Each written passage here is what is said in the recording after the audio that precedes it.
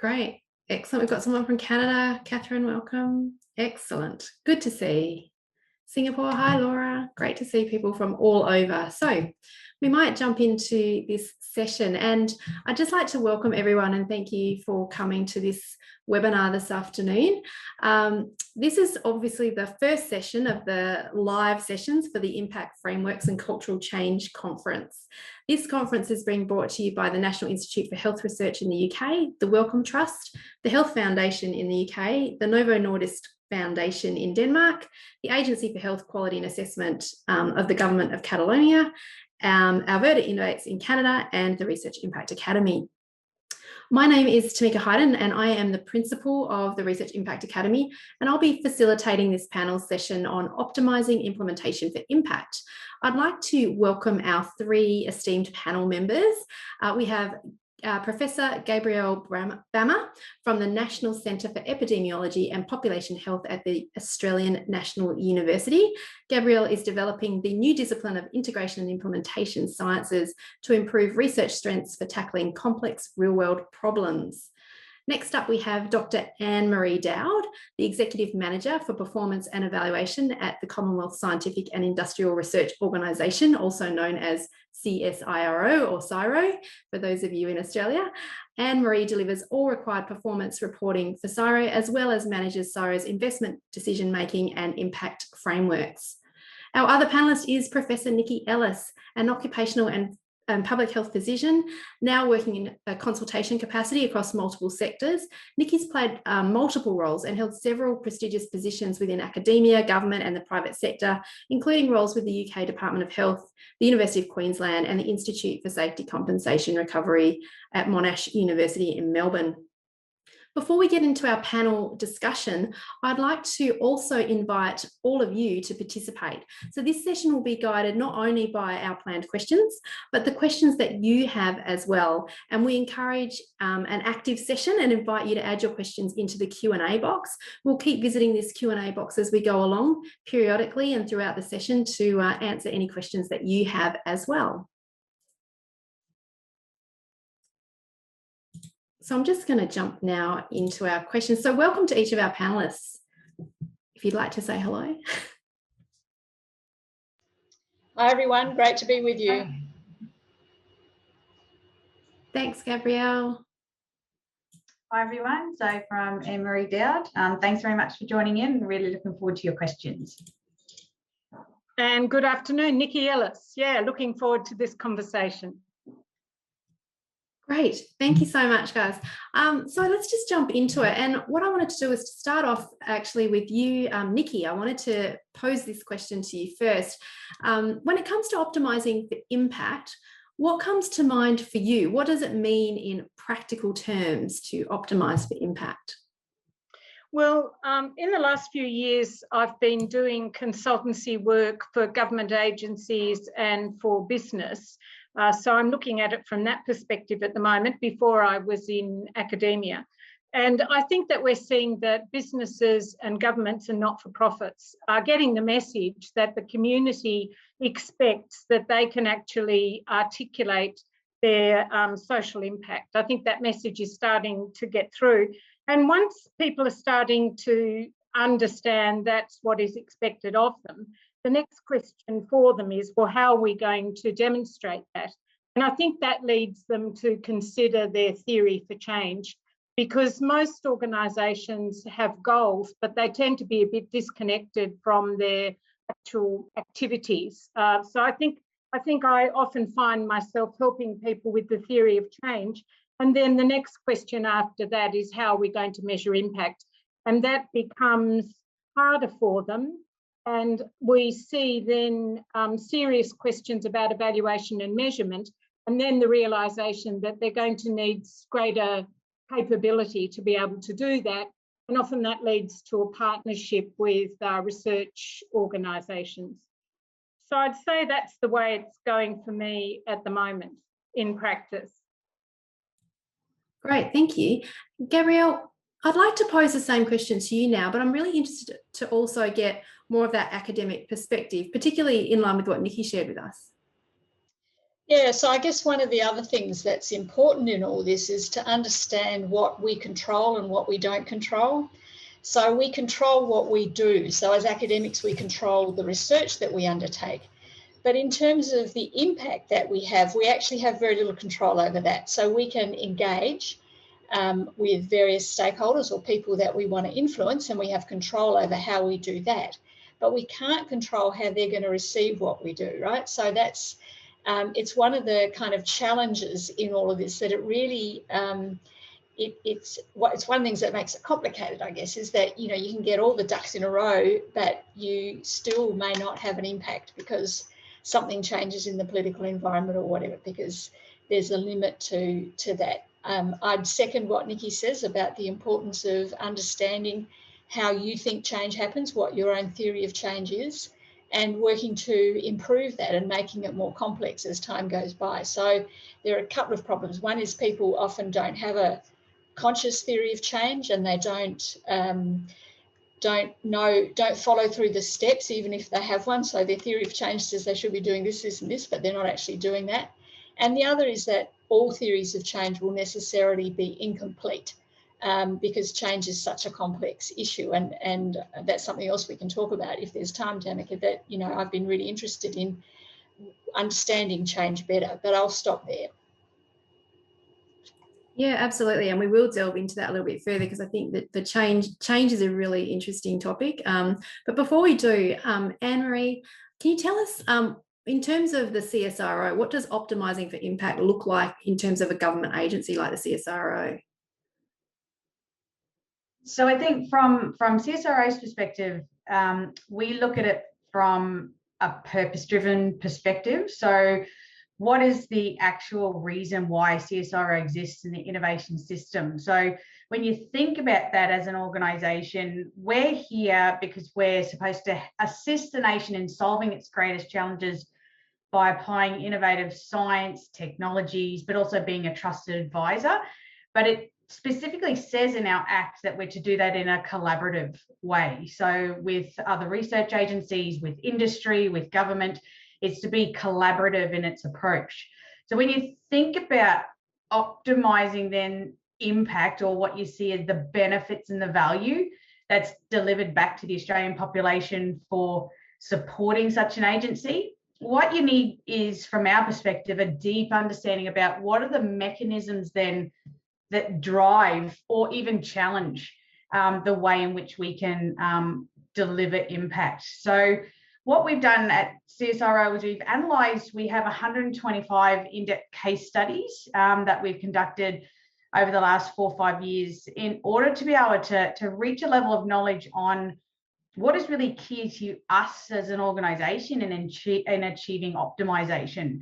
So what we've done is, from those case studies, draw out what those mechanisms are and create an impact capacity maturity self-assessment tool in order to then have a look at and conduct our own institutional research. How do we actually operate as an organisation in order to optimise impact? And so taking things such as, you know, things that people put out as frameworks and theories and all that sort of stuff, but handing that back to myself and putting the hat on as the performance manager of CSIRO, I then have to think about, well, how do you practically apply that? And this is one method in which we've done that to really self-assess what's working, not working, identifying what isn't, and then making sure that we strategically address and build up that capacity in order to make sure we have optimization. Yeah, great. And I've got a million questions coming to my mind as you talk through that I will circle back to. I think they're going to lead on a little bit from our next question, which I wanted to ask. And I'll start this time with Gabriele. I wanted to ask you around what expertise you think is needed to effectively optimise impact. What do people need to know to be effective at this type of work? Well, I guess one of the things that I'd argue they need to know, that we know that is underdone, if you like, is to understand the complexities of change. And clearly the sort of thing that Anne-Maree was talking about just then is really starting to get at that. So For example, there's a difference if you've got a mandate to make change, whereas if you are criticising something that government or some powerful organisation is doing. So you need to understand that you're in a completely different position then.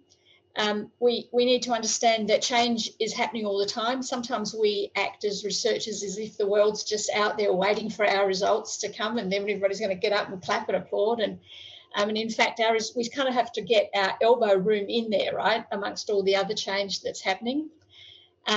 We also have to understand that if we want something to stay the same, if we're conservationists, we also that also requires active intervention, because things don't stay the same. They'll always be changing. And that's really important for Indigenous cultures, for example. I won't go there, but there's a whole conversation we could have around that. We need to understand that success is in the eye of the beholder. So change doesn't necessarily lead to improvement, right? And what one person thinks is good, another person is going to think is bad. So it's a contested space. And the final thing, I guess, that's important is we need to understand that if we throw a stone in the pond to try and make change happen, we've actually got no control over where the ripples will go. So that you might think that you're going to do something that will stop war, and in fact it may have the adverse unintended consequences that you actually make war worse. I mean, that's, you know, a dramatic example, but you can't control what the outcome of your intervention is going to be. It depends, of course, on what it is that you're trying to change, and whether you've got a mandate, as people in CSIRO often have, who you're working with, what kind of change you're going to make. And it's understanding those kind of complexities and where you fit in, which is, I'd argue, one of the areas that's underdone. Yeah, and so for those people who are watching who are kind of thinking about that more deeply and where you fit in, because I think that's a pretty important, like you say, it's very important, but it's also a very deep thing. What would you say to someone who's trying to work out where they fit in? What have you seen that works with people trying to work that out? Well, you know, I guess most people don't come at it from, somebody's just said in the chat, are there any useful tools for navigating this complexity? So you kind of come at it two ways, if you like. So one is that people, that we've got a bunch of frameworks and tools that the implementation community has developed, and they're a good way in. But they really start with us and where we are, whereas I'm kind of coming at it from the other end, which is the change that we're trying to make happen. And there aren't any good tools that I'm aware of, and if anybody knows any, that'd be great. But there are some simple things that you can ask yourself, which is, who am I trying to influence? Am I trying to influence government or business or civil society? Am I trying to change policy, or am I trying to change practice, or am I trying to do both? Am I trying to make change happen, or am I responding to change? So there's a bunch of questions like that you can work your way through that will help you then find the kind of best frameworks and tools. And am I trying to do something that's small scale or large scale? Am I working in an area that's rapidly evolving and things are moving really fast and I've got to be responsive? Or am I in a bit of a policy backwater where I've got plenty of time to kind of think about things and build relationships? So it's kind of taking a sounding of who you're trying to influence and the environment that you're working in, and kind of asking yourself some, at the moment, they have to be common sense questions because nobody's kind of written them down in a way that is useful for people. Yeah, great. Thank you. I think that's really interesting and really quite valuable for people thinking around that and working in this space. So Anne-Maree, within the CSIRO, what have you found to be key to effectively optimising impact? I mean, you mentioned that, you did these 125 in-depth case studies, which are a huge amount of work, by the way, a huge amount. And as you said, over a number of years. What did you identify from that sort of helped you to understand what people needed to know, or that really helped you in guiding the frameworks that you put in place? So I'd say that the number one lesson that we learnt was relationships. Relationships trump all. If you don't have quality relationships with the people within your team, the people you collaborate with, the people you partner with, the people you're trying to deliver the impact to, then you might as well just pack your bags up and go home. It really does come down to your ability to formulate and maintain quality relationships with people, but not just as an individual. CSIRO doesn't tend to operate at that level. We work in teams. So how do you formulate a team that has an ability to place relationships with each other as well as others at the forefront of what it is that you do? That would be the number one effectiveness point that I would make.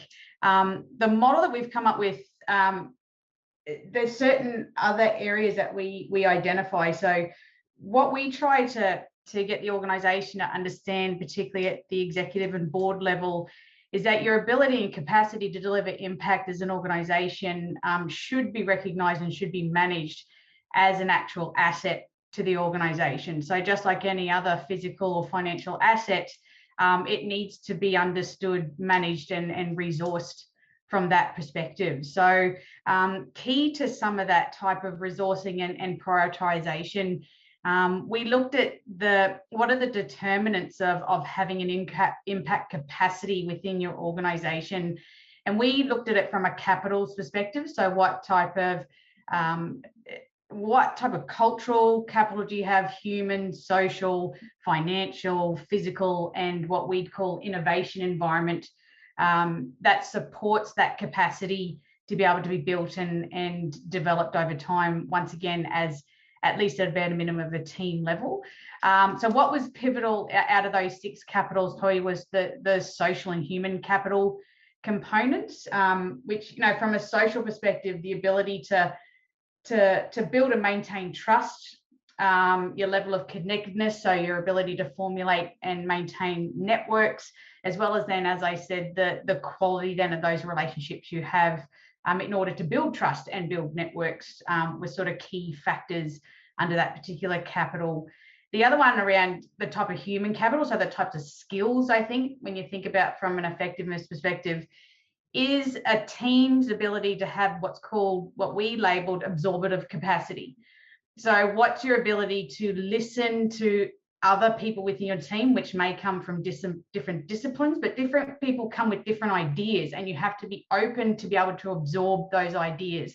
You then have to think about outside of the team, how do you think about absorbing the ideas and what previously has happened in that space from the solutions perspective? So most academics think about that of recognising historical research that's been done, but also to how do you think about absorbing ideas that are coming outside of different disciplines and different areas and sectors, and leaving yourself open to listening to people. So that absorbent capacity of individuals, but more as a team, what does that look like? You have to have strong leadership, so an ability to have a team being led that actually then is impact focused. Another area we've had a look at is the team's ability to be what's called, the team had what's called a proactive personality. So an ability to proactively think about what are the consequences of what it is that we're doing from all aspects, not just scientifically, but relationship wise, from, you know, all those types of things. So how can you be proactive in thinking about that as opposed to only being in that reactive mode all the time?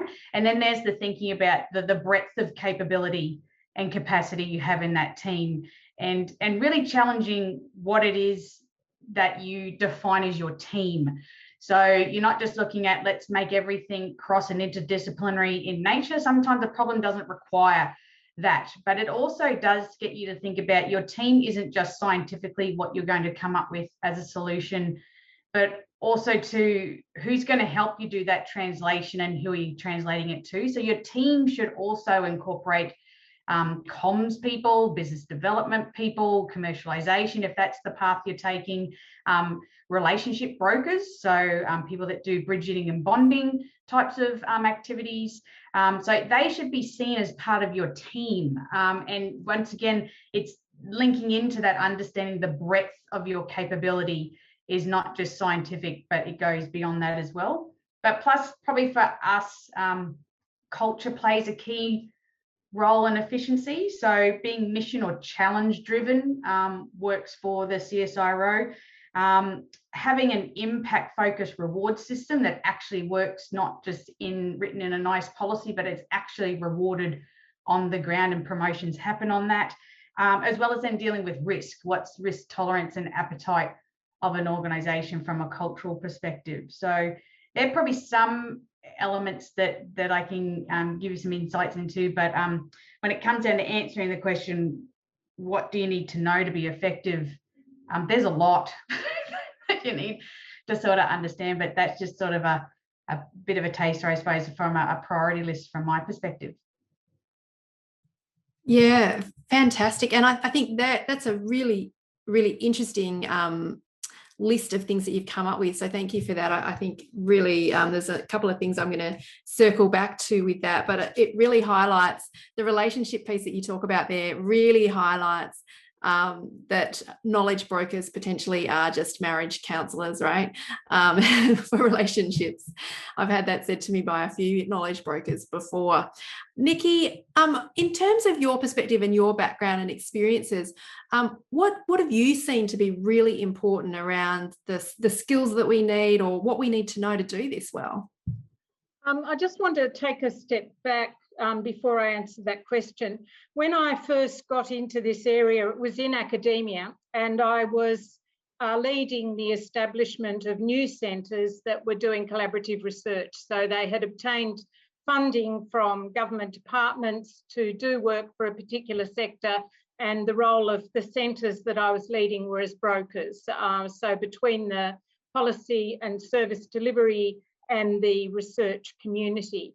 And I went to Canada because we had a sister organisation there, and I met John Larvis, who of course is one of the world leaders in this area. And he influenced me greatly with his early thinking, which was, if you're thinking about trying to improve the impact of research, you can either do it by the researchers pushing outwards, and I think Gabrielle's described very well the limits of that, the sphere of influence that you have, or it can be by putting research capability into the policy or service program area and getting them to build their capability that way. Or you can have a brokerage where you've got an organisation in between that's trying to facilitate those roles. So I think it's very important to think about where are you in that picture, because you can see from this conversation already, we're all answering it from the different perspectives that we come from. But I think at the end of the day, one of the things that is common is you have to have, and I agree totally with Anne-Maree, it comes down to the ability to build and sustain the relationships. And essentially, you need relationships between the researchers and the decision makers as they relate to policy or program delivery. And I'm beginning to think, when I step back and look at Australia as a whole now, that the research community, the academic community, has understood and at an organisational level is moving towards doing more about impact. They've realised it's not good enough to do some research and to have it published. You've got to be able to say, what impact are we having with this research? I do not think that the business community, the public service, the not-for-profits, by and large, are anywhere near understanding research, looking for evidence, not really. I'm still amazed in the work that I do when I go into, I do a lot of work in the insurance sector. So you'd think with all their actuaries, the insurance sector would be very comfortable about measurement and considering impact. But time and time again, I find that it's not the case. So I think that one of the things that we have to do to lift the game in the country is to still operate at a fairly basic level about explaining the benefits of evidence and evidence-informed design and delivery. The second thing that I want to say is, I think a question that I think Gabrielle's alluding to, and I think it was Ken who was asking some interesting questions. I think it's worth considering, where is this new emerging science of implementation science up to? Because really it's new. It's only been going for the, say 20 years. So the first 10 years, they really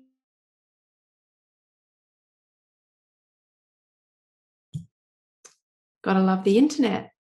Unfortunately, we will see if Niki's... Well, let me jump in until Niki comes back on air, because I guess there are a couple of things. When you're back, Niki, just boot me out again. It looks like you're back. I'll stop. Can you hear me? Yes. Okay. So I was just going to say, where do I think the field is up to? Where is the field of implementation leading to impacts? Am I back? Can you hear me? Okay. Thanks, Gabrielle.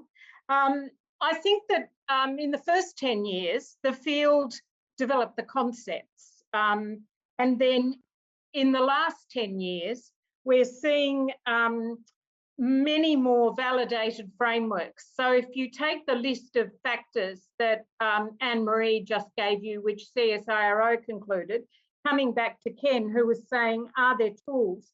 There are some tools now which are validated, and one that I find useful is the Consolidated Framework for Implementation Research, CIFR.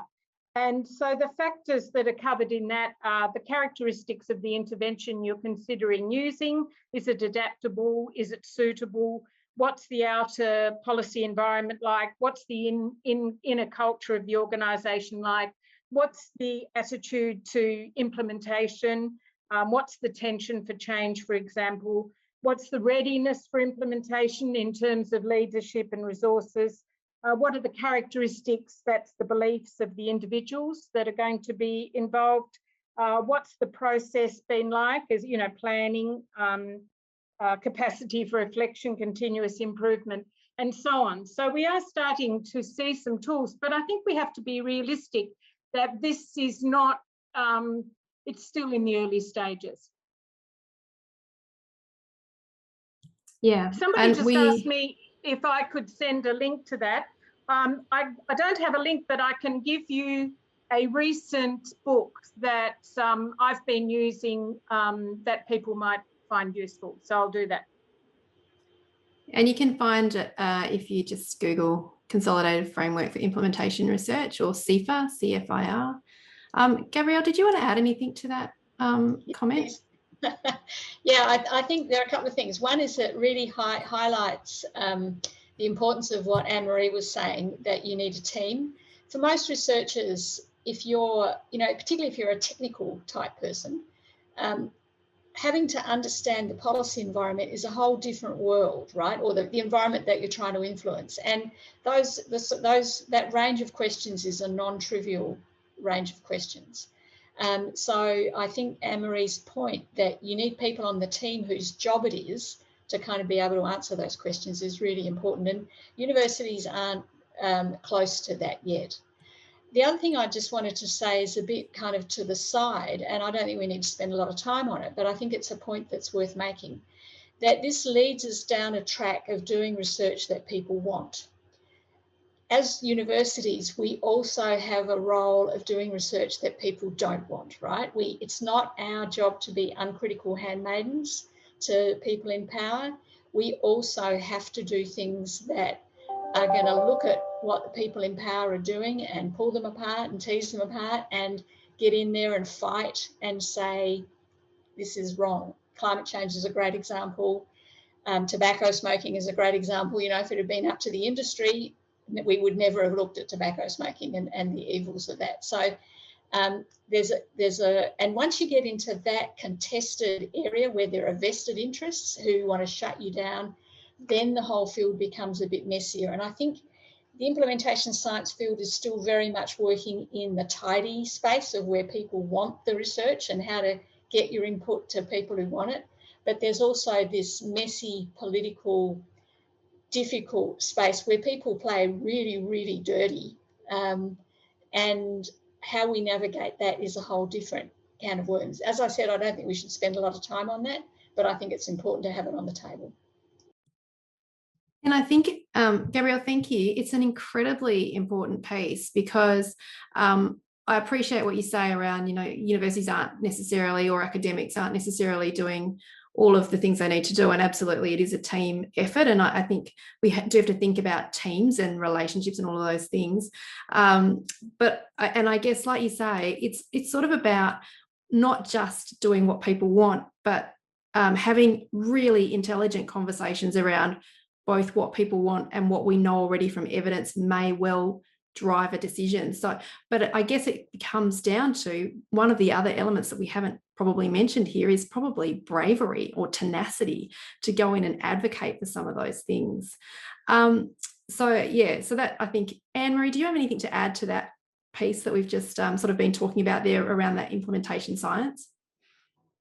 Yeah, I think in the beginning sort of the impact of gender globally, the obsession was around the evaluation end of the pipeline, is that, you know, we need better evaluation and metrics and indicators.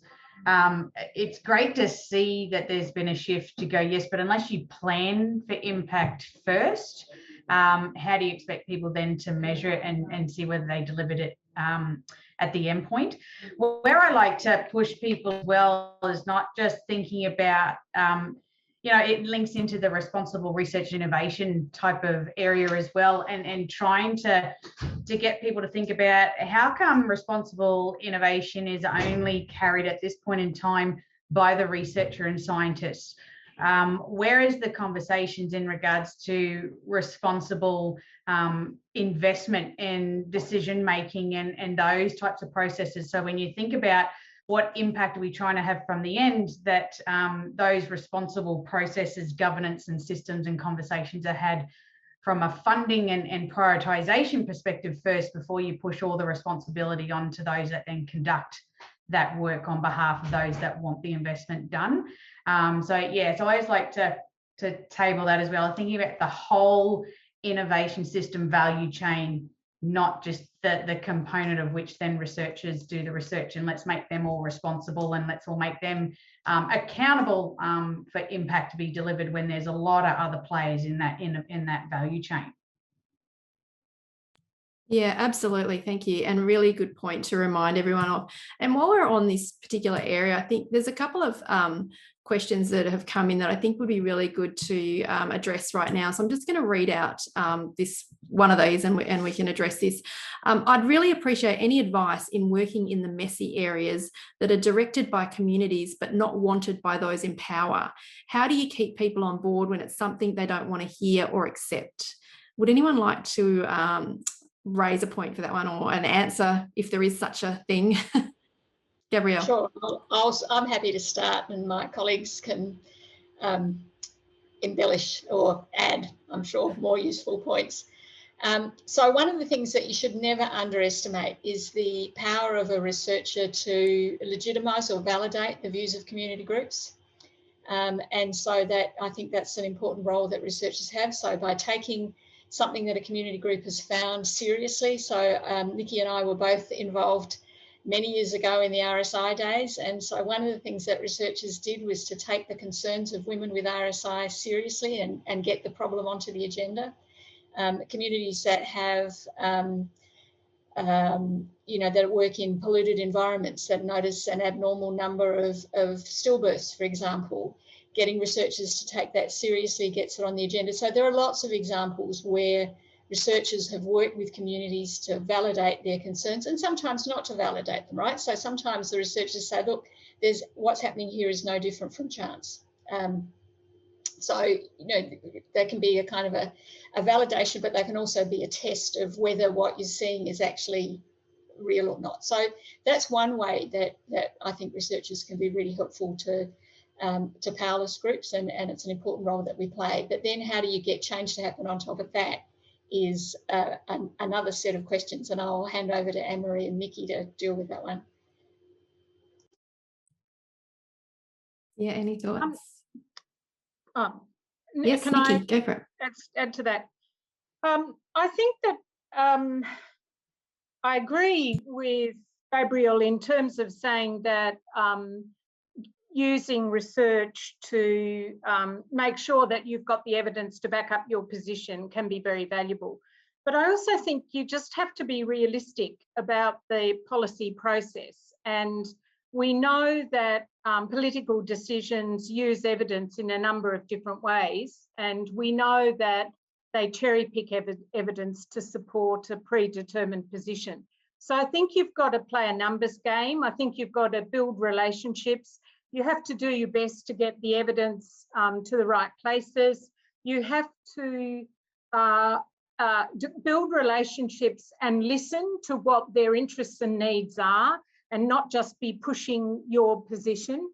So I think it's quite it's messy, it's complicated, and you've got to play a numbers game. You're not going to win everything, but you can probably improve the understanding of the evidence in the decision makers' circle. So it's worth doing. And I think one of the really interesting questions is, where do we have the conversations between people who are making policy and the researchers? And when I was setting up those centres that I mentioned before, where we really started to get traction was where we had high-level roundtables on a regular basis between the researchers and the senior policymakers. And what would happen was the policymakers would be bringing in ideas about what were their pressing problems, and they were always something that had a lifespan of 6 months. You know, they were short term. The researchers would come in with their ideas about what the next big thing might be or what was coming on the horizon, and that would inevitably be years away. So that's where you get the differences. But the more you have those conversations, you find the gold dust in between, and you find some aspects which actually the researchers can bring to the policymakers and make them lift their eyes up a bit more and look further down. And I just think, well, where are those fora? You know, in Germany, for example, around worker health, they have national fora that do that. There's an engagement in that way. And I just think that we don't really have that much in Australia. We have some organisations that have decided to invest in evidence-informed work, and so they're building relationships with academic institutions. I heard the new chief scientist talk the other night, and she was saying, one of the things I want to focus on in my period of time is translation. And I think we need the infrastructure for dialogue to bring the short-term and the long-term perspectives together a bit more to see improvement in this. I agree totally that research priority setting is a huge, huge issue. If we can get that better, then we'll get people interested. Yeah, absolutely. And really good point around the those roundtables, those opportunities to bring people together. And I do think more of those would be great. I think there's also another layer of complexity there. Not always, but I think sometimes people either aren't brave enough to be part of that process, or just don't think they have the skills to do it. When they do, they undervalue their skills to have those conversations, and maybe shy away from those types of interactions and meetings. Anne-Maree, any thoughts from your side around those opportunities, or around just how, you know, that messy area of working where you're trying to get something on the agenda, or you're trying to get someone's attention and it doesn't happen? Yeah, I think there's a couple of things that we consider. So once again, referring back to like the capacity and maturity model that we designed, it's not just trying to understand your own capability asset, but it's also recognizing the influence of the external environment on the optimization of impact. So one of those, or a couple of those key factors that we recognized as drivers of impact, so those that can really ultimately stop your ability to deliver impact. And one of them is your social license to operate. So most people think about, you know, do you have society, as in the wider population's permission to do research in that area? But think about the application of that license to operate also from an industry perspective and a governmental perspective as well. So it's what permission do you have from those different parties to be operating and doing science in those particular areas. So if it goes against a current government set of policies and you're trying to do science in that area and finding that they're kicking back, then think about, if you didn't have the social license to operate in that space, what would be the tactics and strategies you would use in order to get them to listen to what you're saying. So One example is if you wanted to put on the table with the Australian Society that it was absolutely essential and critical that we need nuclear power.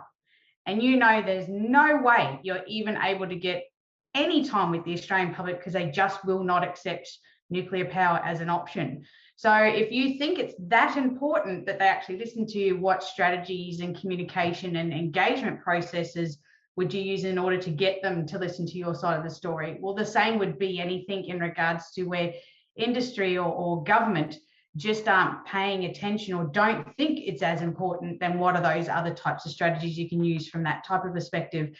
Your main source of getting a seat at the table then is your ability to articulate and approach them from that type of perspective, but also to your level of trust that they have in you, that you're coming with from a trusted advisory type of perspective as opposed to more of a lobbying one. The other point would be thinking about, I talked about the absorptive capacity. So from a human capital perspective of a team, the absorptive capacity of that team to listen to other people, that also applies to the external environment as well. What's the absorptive capacity of the external environment to even take on your solution that you've come up with? So what is their capacity and willingness to actually be able to utilize what it is that you're coming up with? And some of them in the areas that ourselves, as well as the university, particularly blue sky research, they don't even know they have a problem before you bring it to them. So even making them aware that in the future this is going to be a problem and you've proactively started to do science to help them with that. Raising awareness can be step number one in regards to getting them to be open to have absorptive capacity, as well as then thinking about your science and your solutions. You know, scientists really see this as their babies. They live and they breathe this stuff for a while. Eventually you have to tell that scientist they have to adopt their baby out. And that process of getting them to hand over that baby to someone, to teach someone how to look after their baby, what type of food their baby likes, all those types of things, they have to hand it over, but have an open adoption relationship to where you come back and you visit. Is it still okay? Do you need a hand? How can we help you let the baby grow and develop with you to make sure that we're addressing the problem that you had? So once again, you have to play an active role from a translation perspective of assisting that end user to understand your solution. How do they use it? How do they apply it? How do they also further develop it? How do you encourage them to come back to you going, it's worked so far, but now it's not working anymore. What have we done? So you have that open relationship where they can come back to the scientist saying, we think we broke it, or that was great first stage, now we need it to do more. So opening up that dialogue where the dialogue comes back to the scientist, not you always pushing science onto someone else, could also be areas of thought in that space. Absolutely. Can and I think I add something to that? Yes, of course. Anne-Maree, I don't know what you think about this, but in my experience of working with some large government agencies, the role of their stakeholders have been very interesting. And so in the discussions around research priorities, for example, I usually try and bring in the client, for the want of a better term, stakeholders. And often you can find that there are views there that can be helpful in terms of raising the awareness of what the need is, or what the evidence need is. And I think the other thing that I've found helpful in that approach is you can build up a community of practice around the research, because you tend to find people in organisations that are not research organisations.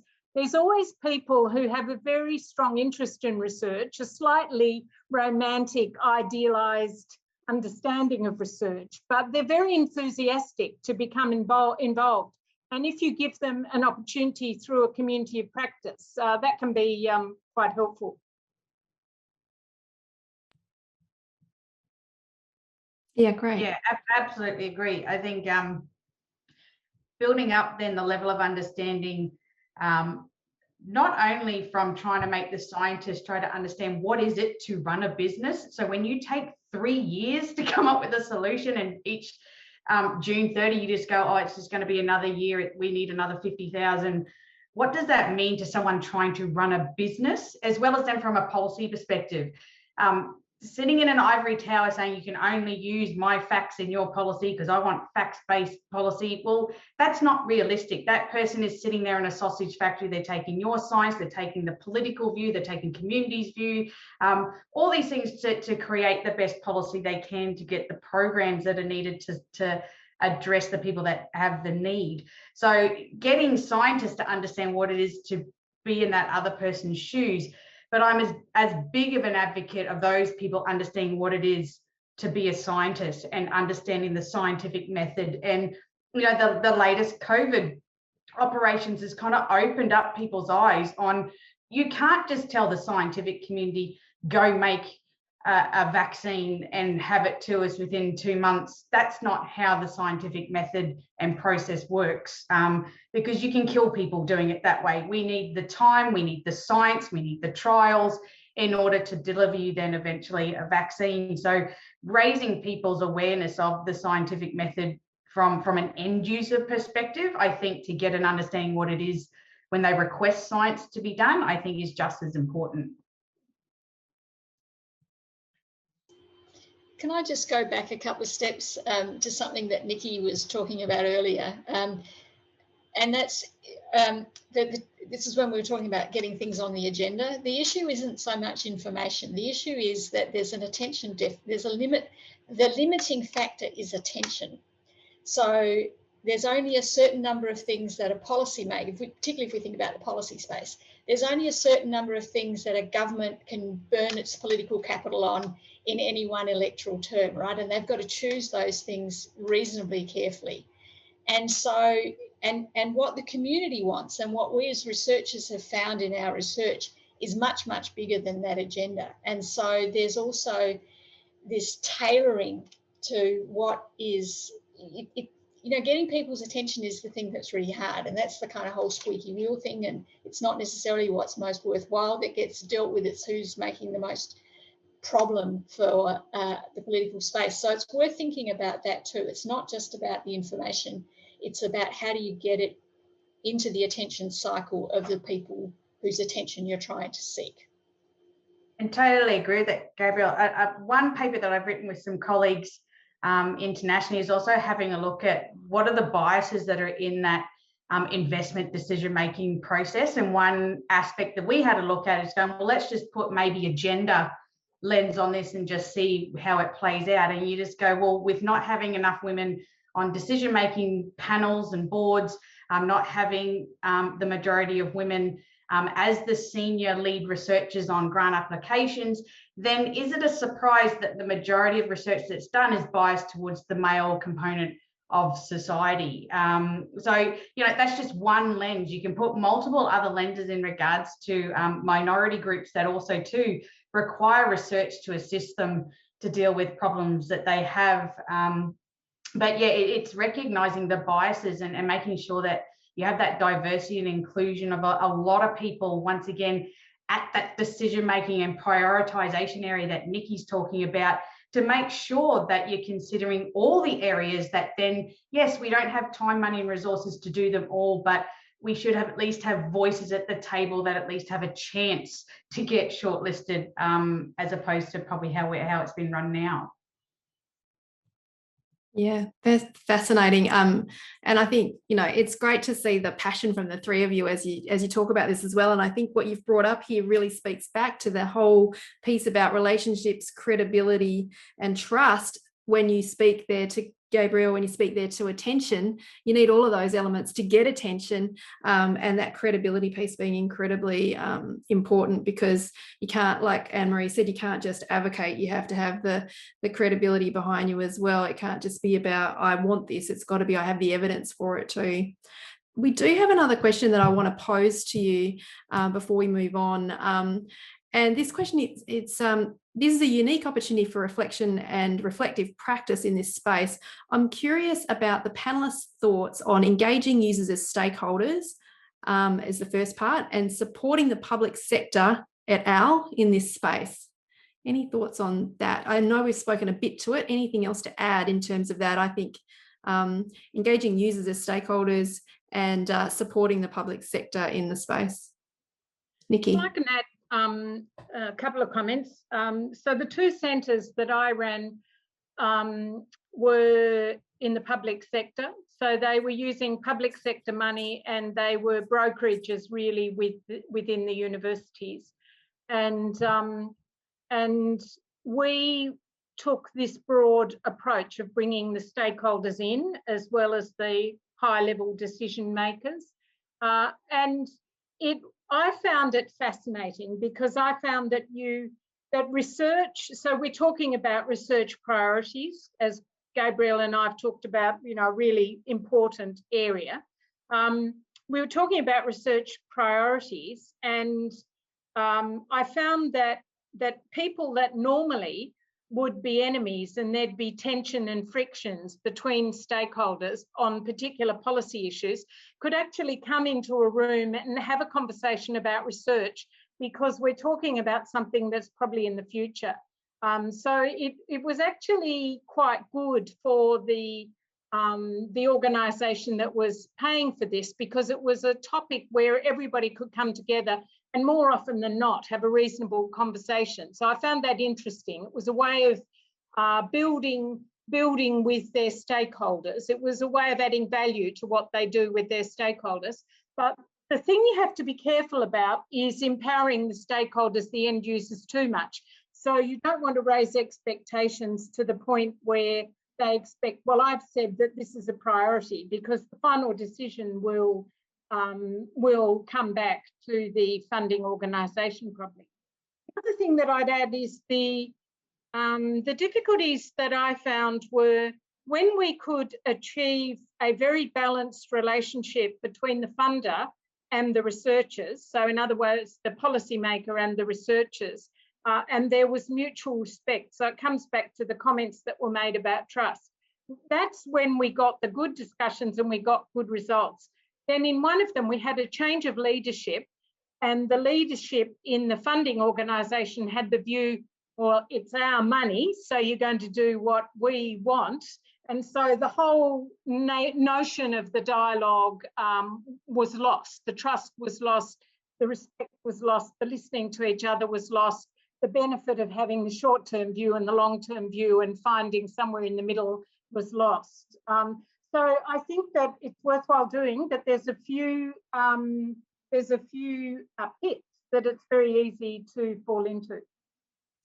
Yeah, I think it can be a trap that everyone goes in with their own agenda to some sort of situation like that, and perhaps that was where really effective brokers come into play as part of that conversation as well, sometimes to help to bridge the gap between what the funder wants and what the researchers want, and to make sure there's an alignment.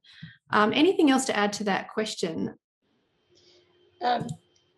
Just to kind of go back to the importance of stakeholders in research, so that, the perspectives that people who either have the problem, if you like, or the people who have to deal with the problem, which we've been talking about quite a lot, the perspectives that they can add to any research project, particularly if it's on a complex problem, which is the area that I'm interested in, are just incredibly valuable. And then so that they're really valuable from a knowledge generation point of view, right, to understand the problem better.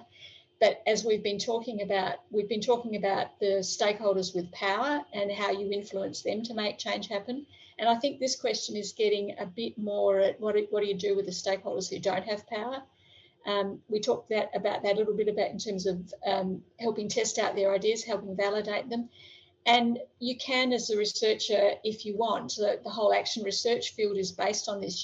Your role can be to empower the stakeholders to take their own action, right? So you are helping rather than you being the person who goes in and lobbies on their behalf, you're there helping them build their evidence base and their credibility and their smarts about doing that process for themselves.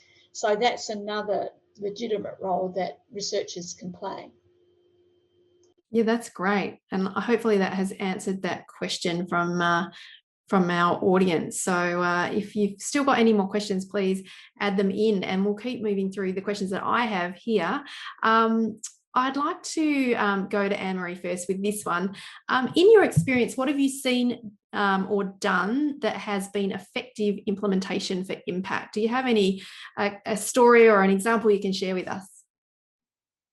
Yep, I suppose.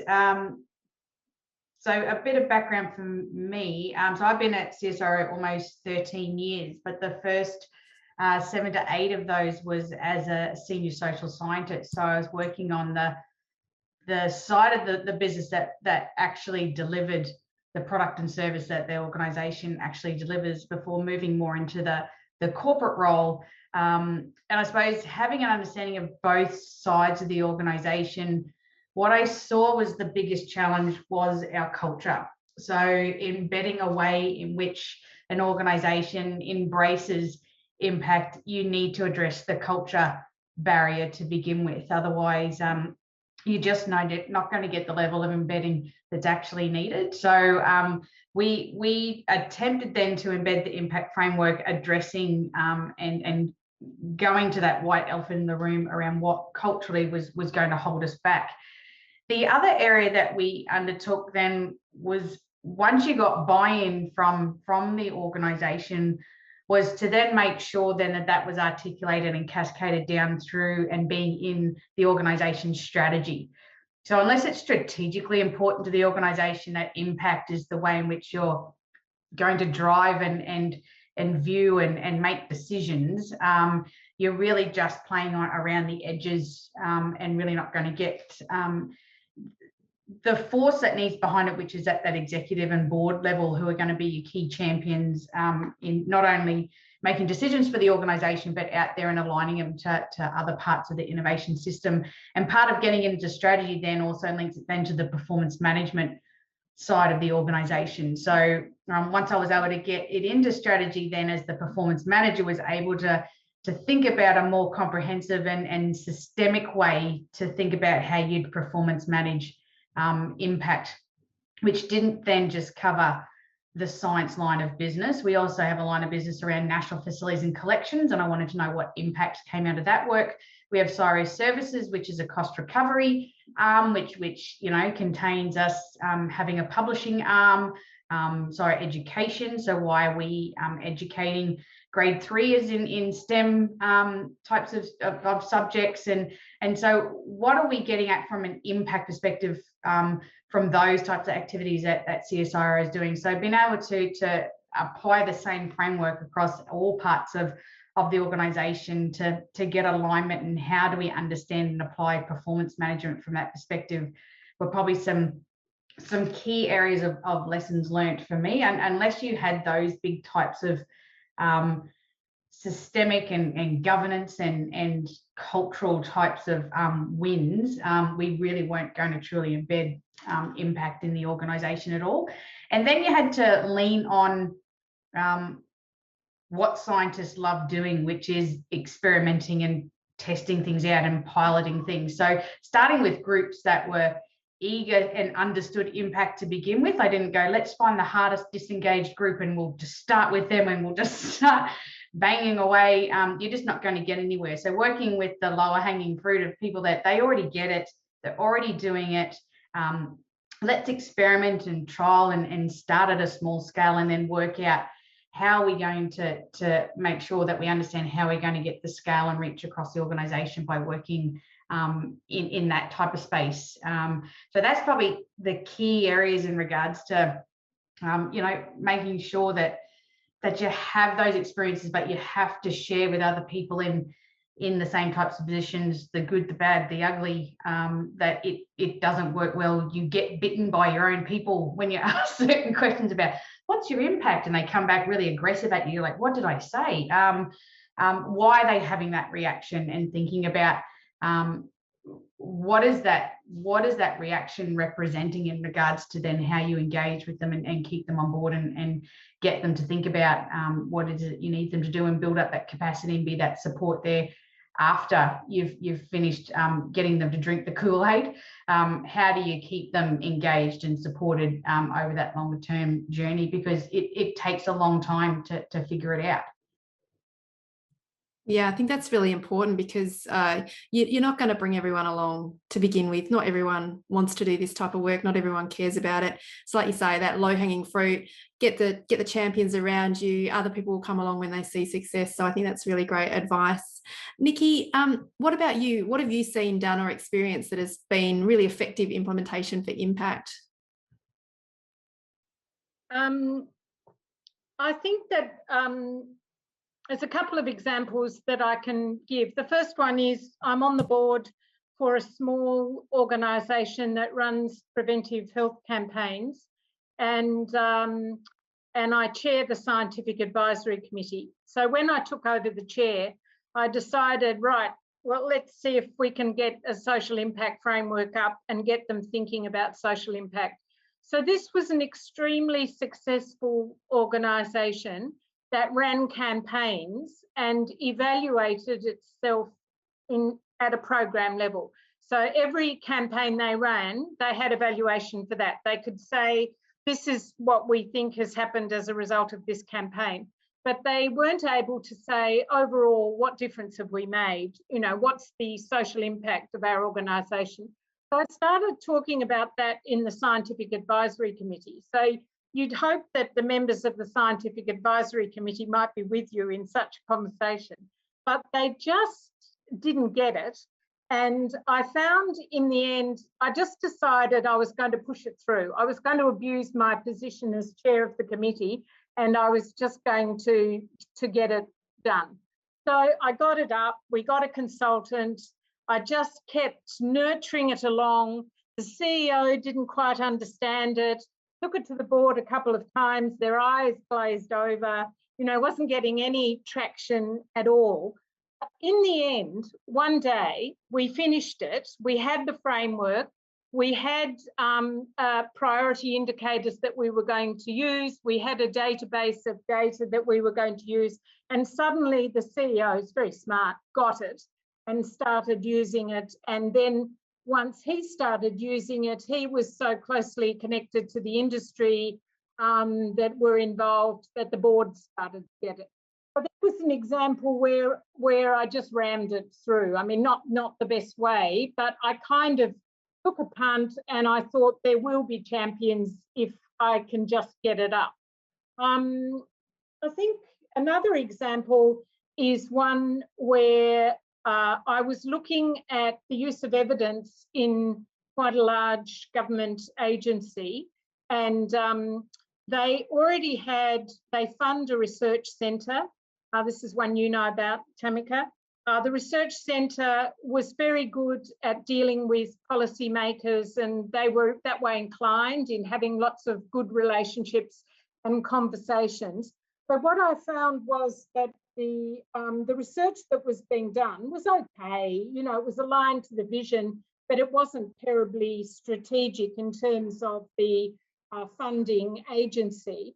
And when I looked into that further, the whole infrastructure for the management had collapsed. And so there had been a research committee with all the different departments represented.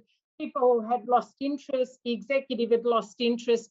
And so almost inevitably, the academics ran away with the agenda. And the research, there was quite a lot of money being spent, and it was being overly influenced by the research that the academics wanted to do. And so I pointed that out to them and said, you know, if you don't actually get involved in this, think about your strategic plan, think about what your knowledge needs are relative to your strategic plan and enter into conversations about that, then this won't work. So it's learning by what not to do on that one. And that will be a success there because there's a new champion there, senior executive who understands academia very well. So she'll make the difference, and it will become a more balanced dialogue around research priorities, I think, in the future. Yeah, great. And I think that particular organisation has definitely taken strides in that direction, which I think is really key. Gabrielle, from your perspective, any examples that you can share? So I'm going to come back to the understanding change example. So the piece of work that I guess I really enjoyed doing and was very pleased with was to really try to understand change a bit better, because understanding change doesn't belong to anybody in a university, right? So different disciplines have different pieces of it. The sociologists do a bit, and the demographers do a bit, and the physicists do a bit. And so we brought together a bunch of disciplines and a bunch of practitioners, and each of them contributed at what ended up as a book chapter on their perspective on change. And then we brought them all together. And as part of that process, everybody had to read 2 chapters that were outside their comfort zone, and then they had to present on what they read rather than what they wrote, right? And that then really kick-started a rapid conversation and understanding of different people's perspectives. And so people learnt from the evolutionary biologists that change happens all the time, and it isn't always in a good direction. So a whole lot of our mutations, for example, don't convey any benefit. They don't convey any harm either, but they're not doing us any good. So, and they learnt from the politician that people go into politics because they want to improve things, because they want to make a difference. And so there was this wonderful exchange of perspectives, and bringing a whole range of different ways of thinking about change together to try to kickstart a process of thinking about change more effectively. Yes, Ken, you can have the link. Tamika's going to have it right at the end. There's a slide with it on, but I'll also put it in the chat if I get a chance. Great, thanks, Gabrielle. And I think there were a list of, like, if you can give us the summary list of those really key high-level things from that change work that you did, and I guess what were the key ones that perhaps top of mind that people could consider? Well, they were the ones that we talked about earlier, so that change is happening all the time. If you want things not to change, you've got that also requires work. That one of the things I didn't talk about earlier was contributed by the guy from International Relations, so that once a set of structures is in place, and he used the United Nations as an example, you've got a whole bunch of inertia to overcome if you want to do things differently, right? And so there are all these complexities around it. And then the most important is that you can try to make change happen, but whatever it is you do, you don't know what the outcomes of that are going to be, and they might not be particularly positive. So, that's part of what makes this work interesting, and part of what also makes it really hard to evaluate. Yeah, great. Thank you, Gabrielle. And I want to circle back now to something that you mentioned briefly before, Anne-Maree, and that was around the recognition of impact, so how it's recognised and rewarded. And I'd really like to hear a little bit more about how you do that at CSIRO. No worries. So I suppose it's having a look at there's policies within HR from an individual level. So where you're back. Am I back? Yes. There we go. So it's having a look at what level are you doing the rewards and recognition. And so within CSIRO, we have HR policies that do that at an individual level, try and have a look at how impact is recognised at an individual level. Basically, it's trying to get you articulating what did your team deliver from an impact perspective, and then how did you contribute to that impact being delivered. So once again, it's not looking at placing all the responsibility and accountability for impact onto individuals, but getting them to reflect on what was their contribution, their role in making sure that impact was delivered. The other area is having a look at team recognition. So we have internal CSIRO awards, and a few of those then are impact orientated. So and we recognise teams that then deliver impact from various different perspectives. So that includes our basic and blue sky researchers, thinking about the impact that they've made in handing over really breakthrough science over to applied scientists, and also then thinking about the applied scientists then delivering impact into industry or communities, into society. So it's trying to have a look at different ways you think about rewards and recognition, but it needs to happen on the ground, not just written in a policy and just say, yes, we recognise it. But then when that panel comes together, they only look at publication. So it's giving examples as well. When you say you're going to be recognised for impact, what are you asking people to be reporting on or looking for, or over that time to be collecting that evidence really is key, because there's a very long list of what is recognised, and your publications, your awards, and all those sorts of things. They come to the forefront when people are confused as to then what do I grade these people on. They're going, well, I don't know what that leads me. It's too subjective, so I'm going to go back to a quantitative type list. And their activities and output orientated. It's not having criteria and examples written at an outcome level. How did you assist people to actually have uptake and adoption of your science? There's also too, from a capability management perspective. So you can get people to do an annual performance agreement. So what are you going to achieve this year? And then me as their manager can get them to think about that as a program logic.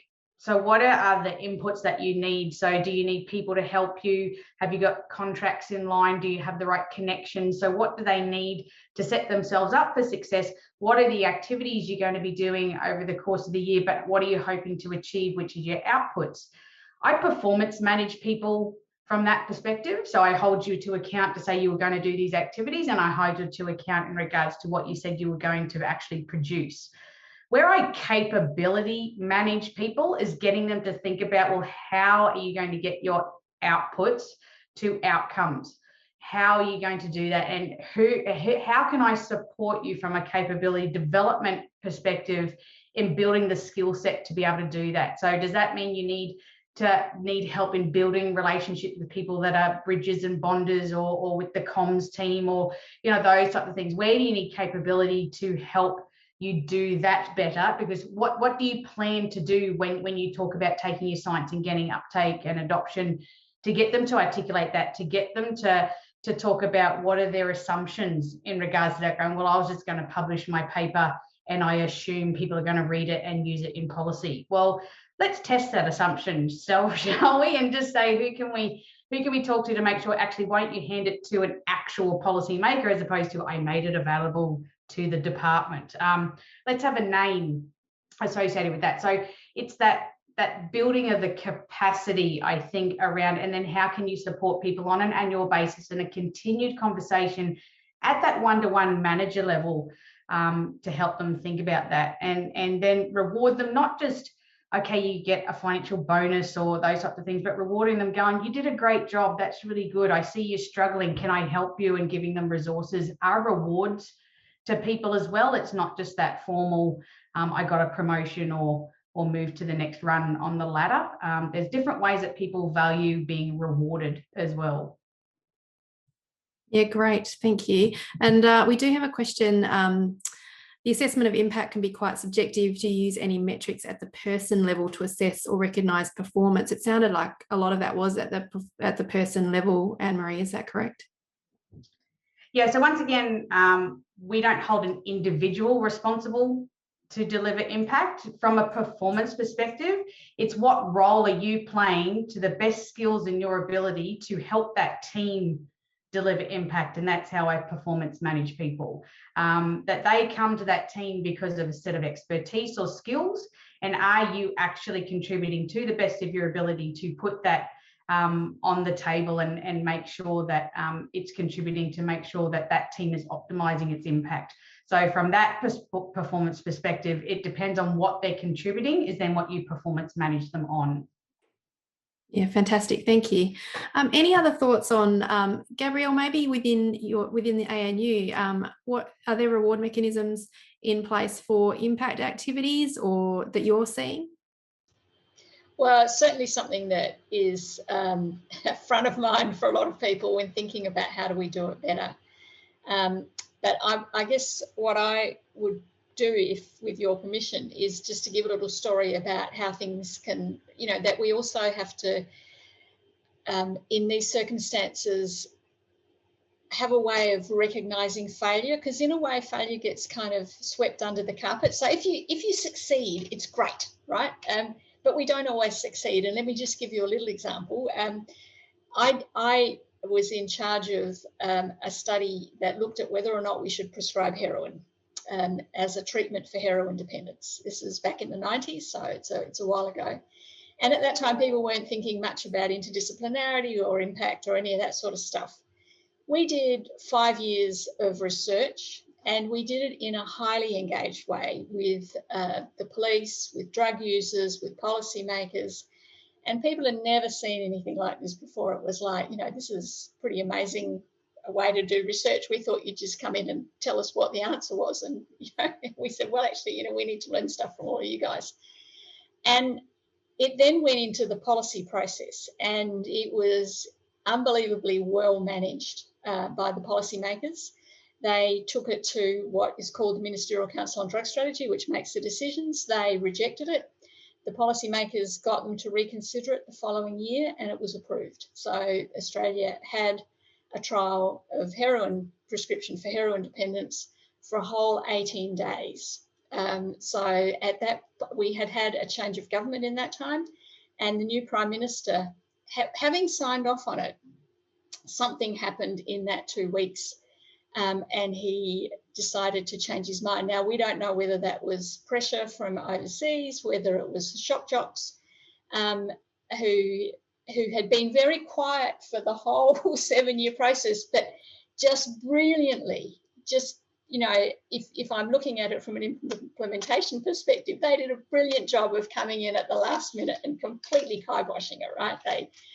They did a terrific job from their perspective.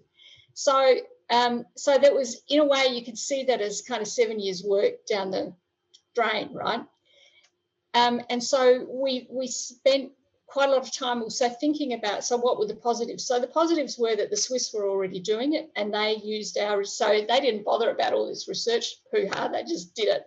And they then used our research to kind of backfill the support for what they were trying to do. I was incredibly popular with the department for a while, because having squashed the idea of a heroin trial, they then had to do something about the drug problem. So the department got this huge amount of money to do other things. So I was very much in the good books for that. But because we had moved from being a neutral, honest broker perspective of looking at the problem while we were researching it, to then becoming an advocate for a trial when we said the evidence points to the fact that we should try this. We're not saying you should implement it, we're saying you should trial it. And because we became an advocate for a trial, I then became persona non grata. So the department actually couldn't use me for anything after that. So there was a huge personal cost that I was unaware of until somebody actually told me what was going on, right? So, when committees were set up and people said, oh, Bammer might be a good person for this, it was like, no, she's heroin prescribing, can't use her.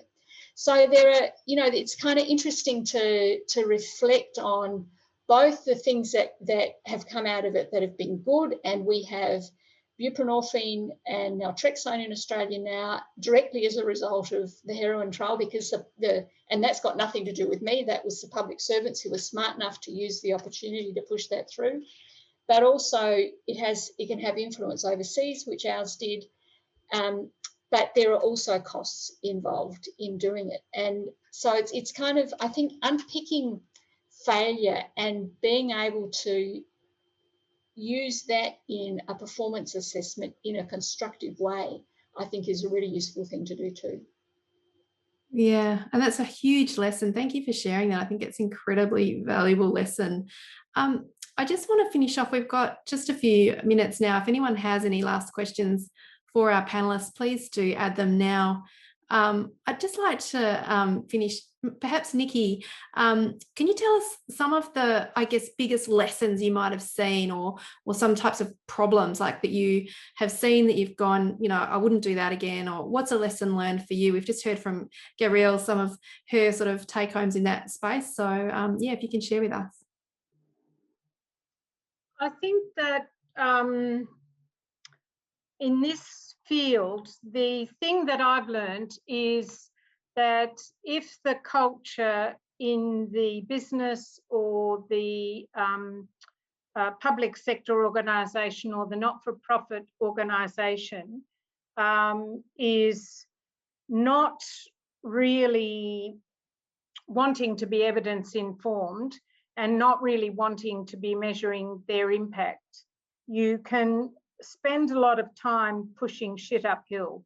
And I think what happens is that often you get an opportunity and you make great progress, but then something happens, the leadership changes, something happens to the business, and it just goes pear-shaped. And I think that that's the nature of the beast. I think you just have to accept that. I think it's not worth doing if you don't have at least enough of enough of the number of champions to make it work. And trying to just keep banging on in a very zealous way about evidence-informed program and policy, if you're not in an environment that is receptive, is not a good use of your time. Yeah, absolutely. Find somewhere that is. Yep. Any last thoughts from you, Anne-Maree, on any lessons that you've learned or what you would tell someone not to do? I'd say it's probably two things. One is you can't underestimate the benefits of planning for impact. Actually taking the time and investing the effort in going through and understanding your program logic and your theory of change. How is one thing going to move from one part of that lovely, nice little diagram that people they present, but how is it going to happen? Who is going to be responsible for it? What are you going to do when time, money, resources become tight? So what is critical within that pathway? Because most of the time there are critical components to a pathway that if you don't at a bare minimum do those, you might as well pack up and go home. So where is it drawing the distinction between what's essential versus what's a nice to have? Because you will never have the total time, money and effort to do the whole pathway. So it's really truly being honest about that. It's truly reflecting as a team, what are the assumptions you're bringing to the table, and having the guts to actually challenge them and going and asking people, do we have this right? It's also being brave enough to bring stakeholders and end users into that planning process from the beginning is also essential. Trying to understand and manage your risks is also underestimated. And understanding your counterfactual right from the beginning. If you didn't do this at all, what would be lost or who else would pick it up? That needs to be truly understood. So the biggest barrier I see that I think faces the whole system is this element of control. So the controlling nature of funders wanting to own the whole delivery of the impact process because they want to own the success of it. You hear crickets when everything goes to hell in a handbasket and it fails, as Gabrielle says. No one's around to be claiming any of that, but any type of success, you have a level of control there. You've got control from the researcher's perspective, where they won't let the solution go and be actually handed over to someone to actually use it because they want to stay with it and control what happens to it. The more you plan and know what's going to happen to it, the less issues you have with control issues from the science side. But it's also being realistic about, how does the whole system work together, and who are you bringing into that tent and who are you keeping out, either consciously or unconsciously doing that. And once again, just being open and having people be able to challenge you on that planning process. And once you've got a plan, that's not it. Fortunately, you have to bring that plan out and dust it off every 6 to 12 months and just go, well, what had happened? Is it going to the plan that we had? If not, you need to adjust it. So the organic nature of it as well. It's not something that you can just do once. So that's probably the couple of points that I had for that question, Tamika. Great, thank you, Anne-Maree. And I think that's really true. Dust off those plans and revisit them. They are a working document usually. I'm just going to share the resources on the screen from Gabrielle. Did you have something you wanted to add as I do that? Thanks, Tamika. I was just going to say, just also have fun.